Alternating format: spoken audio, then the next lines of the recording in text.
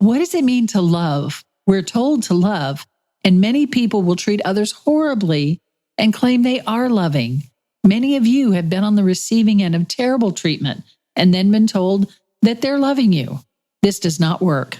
Would it be okay if I were to tell you that I am afraid someday? So I call you up and you call me down. Would it be okay? Well, hello and welcome to the FreedHearts podcast. We're so glad that you're here. Welcome back, or welcome to the first time. Whatever the situation is, again, welcome. We're glad you're here. What is it that they say that's all you need is what? Love? What if it doesn't feel like love is love? It doesn't seem like it. I hope you have an answer for that, because that's what we're going to talk about today. Hi, this is Robert Cottrell, and I'm here as always with the amazing Susan Cottrell. Yeah, we're going to have to maybe change that up somehow. I don't know. Does it get boring to anybody out there? We are going to talk today about love that feels like love. So what does it mean? What does it mean to love? We're told to love, and many people will treat others horribly and claim that they're loving. Many of you have been on the receiving end of terrible treatment and then been told by those doing that they're loving you. And that's not right. It's indefensible, and you didn't deserve it. You don't deserve it. It reveals everything about them and nothing about you. Just all that to say that it doesn't work. Yes. You know, I have a close relative who is not affirming at all, but she insists that she's loving. She'll say, "No one can tell me I'm not loving." And I asked her, "Well, how are you loving us? We're out of relationship now. How are you loving us?" And I really wasn't being belligerent, but I was asking a question. And she got really angry and started saying all these things that she was mad at me about.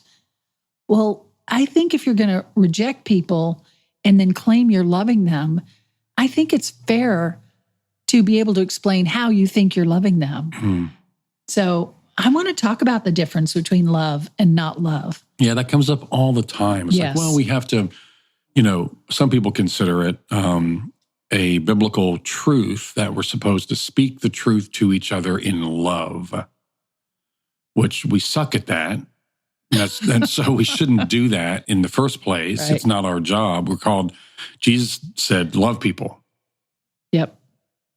Period. That's it. Love people. And if we do that, we know God. If we don't do that, we don't know God. Yeah. And loving your friends are easy. Love your enemies.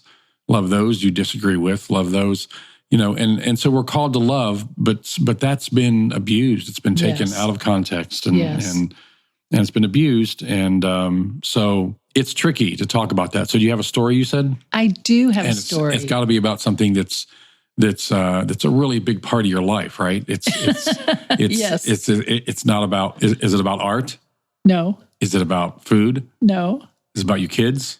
No. Is it about me? No. Wait, it's not about animals, is it? It is, which is very weird. For those of you that know, Susan knows you're not an animal person. I'm not an animal person. But you have a story. I do have a story. So I have never liked dogs. What? I'm sorry. I've never liked dogs. Don't tell this. I'm not saying it's a deal breaker, but it's close. Don't tell me you like cats. I don't like cats either. Okay, all right. Well, that's sorry. Okay. Sorry for all of you aficionados out there, but I don't. And if I've ever stayed at your house, then you know that dogs are not where I'm going to go and have fun. So, but I actually did like dogs until I was 3. Oh. And what happened was we had this big German Shepherd named Bruce. We loved him. My brother and I would ride on his back. And we loved Bruce. And one day he got out of the house and never came back. And so we think somebody probably got him because he would have come back otherwise. And it was this huge loss. Like our pet horse basically was ripped away from us. So I think somehow I made a decision. Dogs were not for me anymore. You were 3 then? Yeah, I was 3. Yeah. So, and then I was like 11 and I ran up to my friend's house, skipping up to the front door to play with my friend. And I didn't see her German Shepherd, Toby, whom I always steered way clear of, sitting on the porch. And he bit me And I was like, and it scared me like you can't believe. Well, you probably can. So anyway, don't like dogs. They're not part of me. And when we're somewhere I love dogs.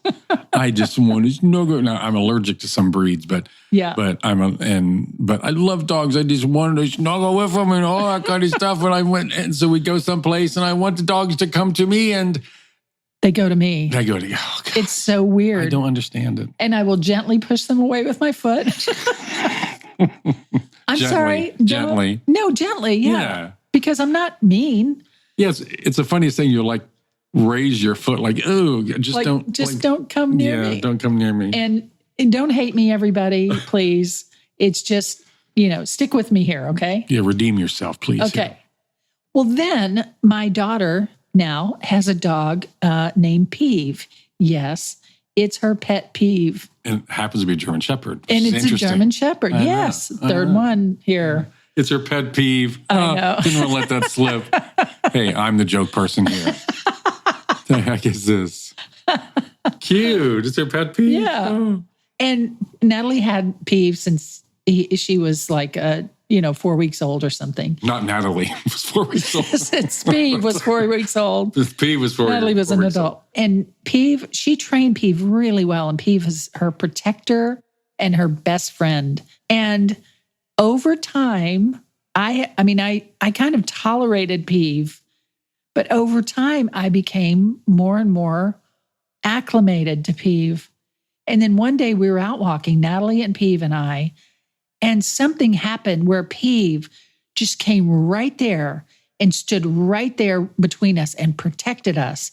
It was this like alpha dog thing. And I was just moved to my core that this dog protected us.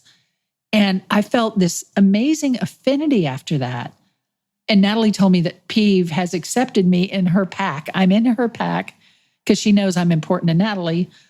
And so she's protective of me, hyper protective. So I was asked to go dog sit for Peeve while Natalie and her husband were gone. And I was like, okay. So I went and I spent 4 days taking care of that dog. And it was actually turned out to be amazing. I slept on the sofa because that's where I wanted to sleep. And Peeve would just sleep right there next to me. And we'd go play in the yard. I'd take her to walk and she obeys really well. And I ran around the yard with her. And now I'm home again and I miss her. Aww. It's weird. I hardly recognize myself. So I went from really barely tolerating dogs to loving this dog. Now you're not comparing. Okay, this is going to be, go for it. Segue this dog story into an LGBTQ story.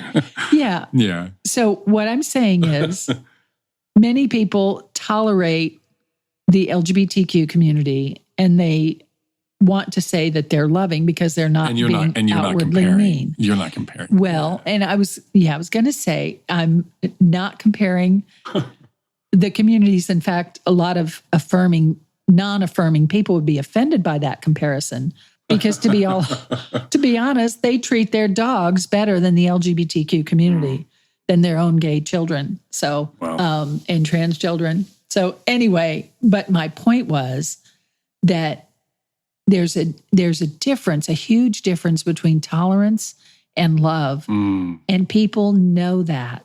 And tolerance and celebration. And you can feel that difference. Yeah, that's one of the things that, one of the little memes that we share is it's time for our children to be celebrated, not tolerated. Yeah. And there's a difference. Yeah. There's a huge difference. And I remember when I was little, my sister always would light up when I came in the room. Well, that's like celebrating me. It profoundly impacted me. Yeah, I mean, just in a positive way. Yeah, just imagine if you're on the receiving end of that. If I say, Susan, so happy anniversary. I tolerate you. That's not going to go very well. I'm not going to be mean to you. That's right. Right. I won't be mean. Right. I'll be nice enough. Yeah.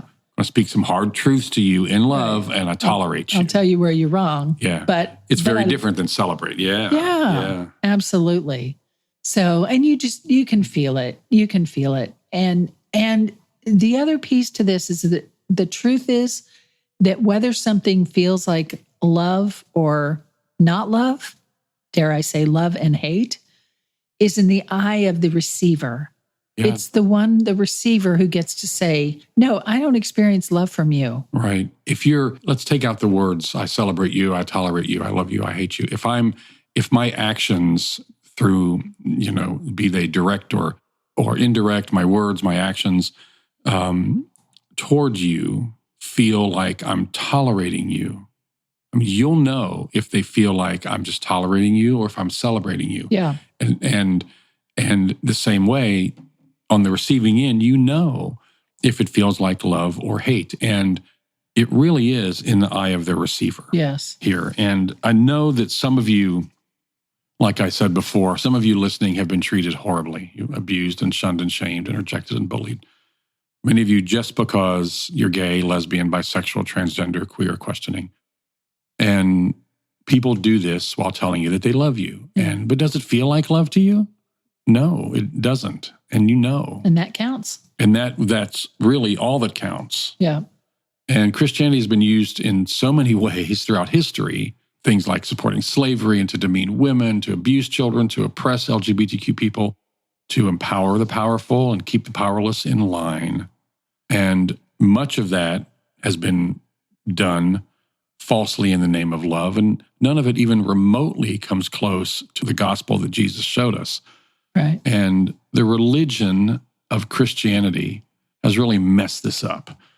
And that's why that's why we and many of you listening out there, I know, feel the need to deconstruct this faith that we were raised with, that we came to learn about, and we're part of. And we forget that the gospel is about love. Love is the gospel.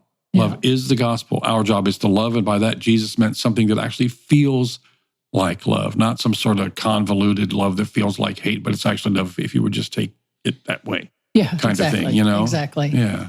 Yeah, and when Jesus said love your neighbor, he meant be kind to them, include them, feed them, visit them, take care of them, have them over in your home, honor them, care for them when they're hurt, even give them a cup of cold water if that's what's needed. Do you think when people receive that, there's a conversation that happens like, thanks for the water, thanks for the visit, thanks for honoring me. Was that love? It feels like that. Love. Yes. And if someone is treating you a certain way, it's a pretty big red flag if they have to stop and explain to you why it's love. Yeah. That's right. That's right. That's right. That's a very good point. Jesus did not mean kick them out, nag them about their sin, judge them, condemn them, exclude them, and tell others to exclude them too, and barely tolerate them while in your heart you really can't stand them. Tell them you can't be with them, deny their place in church or their basic civil and human rights. Anybody been on that receiving end? And we read about it now every day in the online. I was going to say in the paper. Jesus. Oh my gosh. In the paper. Oh my gosh. I used to have a paper route. I have a social media route now. I did too. You do have a social media route. I do have a social media route. That's hilarious. I think my paper route in the snow was easier. But we read about that kind of treatment all the time. And that doesn't feel like love. It feels more like hate. That's right. And we say God is love, and God's love feels like love. And I've talked about this before, but even if God is correcting you, God's corrected me many times, and I may feel embarrassed, humbled, even grieved, but I always felt loved. And, there's a verse in 1 John 4:20. That's really important there. Yeah. Even in that correction, you don't feel shamed Yes. or demeaned Yeah, or kicked out. or rejected or condemned Right. or anything like that. You I have feel never love. felt that way with God. Yeah, even in, like you said, serious correction, major Yes. correction, you've always felt love, Yes. loved. Yeah. And You're saying there's a passage? Yeah, it's 1 John 4:20 says, if you say you love God, but you hate your brother or sister, you're a liar. Okay, that's pretty, and There what is you hate? go. Hate feels like hate. Well, all those things we listed, kicking them out, nagging them, all those things, that feels like hate. Mm. And patriarchy, misogyny, power, greed, whatever the reason, much of the church, the non-affirming church, has forgotten all this. Mm. They get things turned around and do the opposite of what Jesus told us. It's actually not that difficult. No, and I love this the verse I think you're going to talk about now, which is in Isaiah. Yeah. Because it's used against us almost on a daily basis. Yes. Where folks say, you're calling what is evil good. Yeah.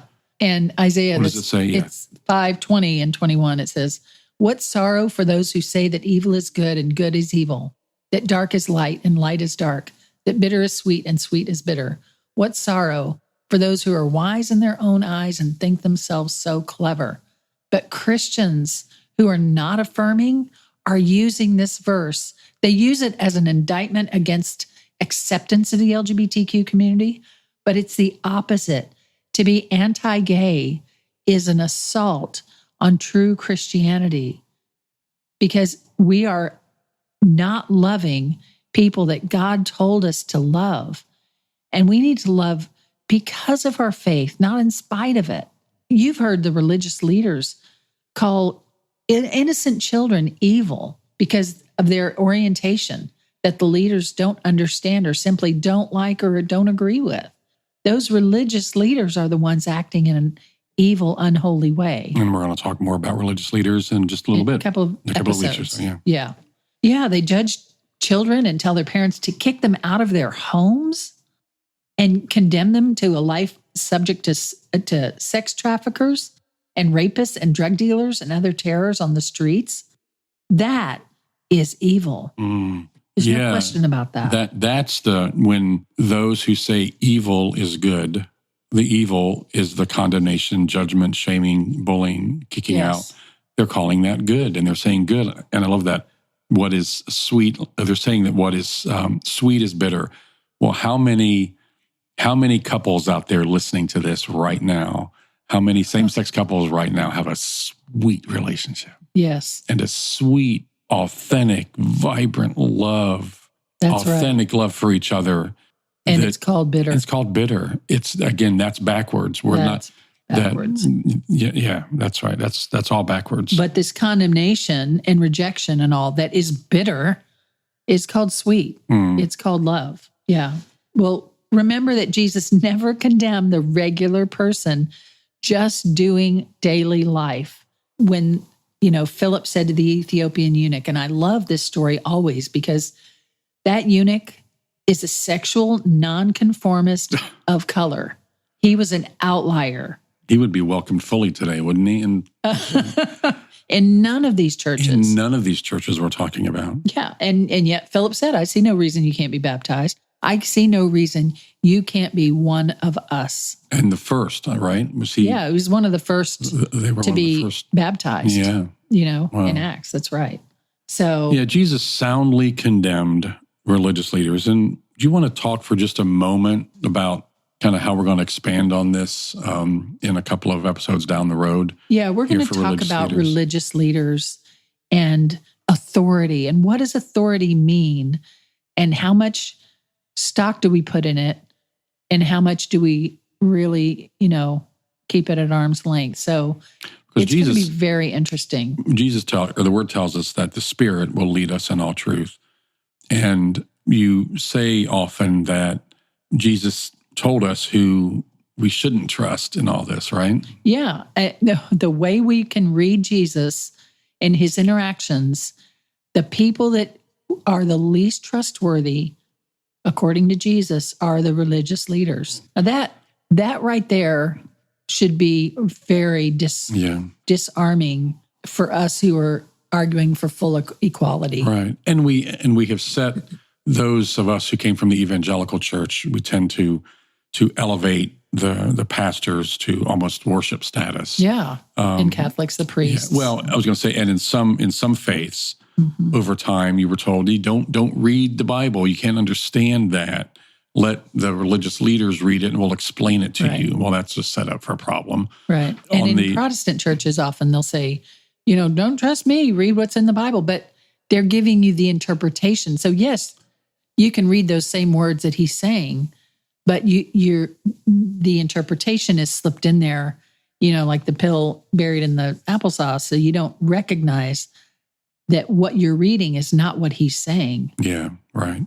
And the power structure has been set up now. I think you talked a few episodes ago about your encounter with the young pastor at our old church where he said, you just need to you need to submit to my authority. I'm your authority. You need to submit to me. Yeah. So now we're set up. He's 30 and I'm his mother's age. Even in the evangelical churches where the skinny jean pastors in the coffee bar and they're just kind of one of us kind of thing. Yeah. Where if you raise your hand to call in to ask a question or to question something that they have said, you just can't do that. There's no safety to do that. So So we're going to talk more about that in just a couple episodes or so. But we need to see the whole thing through the lens of love. Anything, scripture, authority, relationships, everything. We need to see it all through a lens of love. And if it doesn't feel like love, that's a red flag in your soul saying, hold on, let's take a better look at this. And not just pretend that whatever you do to somebody, you just can call it love, and so it is. Because Jesus' counsel, or Jesus' comment about religious leaders who were doing that, were that they were shutting the doors of the kingdom of heaven in people's faces. Yeah. So that would need to be dismantled. He doesn't mean heaven like after you die, but the presence of the kingdom of heaven, which is at hand. Right. Yes. They're turning them away from knowing God in the moment. They're creating hurdles for them by doing that. Yeah. And doing what? That's this condemning, judging, shaming, bullying, things that so clearly do not feel like love, and calling it love. So you get to decide. We get to decide. Again, you said this and it's great. We need to see all scripture through the lens of love. Yeah. Look at our behavior through that same lens, how we're treating others and how we're being treated. And we get to decide. We're on the receiving end. If it doesn't feel like love, then it's not love. You get to reject it. You get to reject it. And I love this, that, again, it can't be that simple. I love the passage that said that the enemy comes against the simplicity that is life in Jesus. Yeah. This is supposed to be simple. Yeah. And the yoke is easy, the burden is light. Yeah. This is simple. And they said, Jesus, we got a lot of rules here. What are the key ones? Oh, well, I'll give you two. And it's really almost identical. It's really twins. One. Love God, love each other. And if you love, you know God. If you don't love, you don't know God. Yeah, period. So it all lines up under that. Love God, love others. Everything else lines up under that. So that's how you can tell if it's love or if it's not love. And that's how you can tell that is by remembering that love feels like love. Yeah. And speaking of that, we love you. We love you. We do. We do. And we're grateful to be here and in community with you. And if there's one takeaway from every episode here, it would be to let this end knowing that you are beloved, that God delights in you as you are, for who you are. Yes. And that's what you deserve. You deserve to love and be loved because you are beloved. We love you. We love you. Bye. Bye. Would it be okay if I were to tell you that I am afraid someday, so I call you up and you call me down? Would it be okay? You've been listening to the FreedHearts podcast. We have extensive resources and vibrant community for you at www.freedhearts.org. Just come say hello. And if you have questions or issues or comments about the podcast, things you'd like us to talk about, reach out to us at podcast@freedhearts.org. HeySaint.org. The music is provided by Hannah Cottrell, our daughter, the Grammy-nominated Saint Sinner, and you can find out more about her at HeySaintSinner.com. Please share this, subscribe, and follow on your favorite platform, and thanks for listening.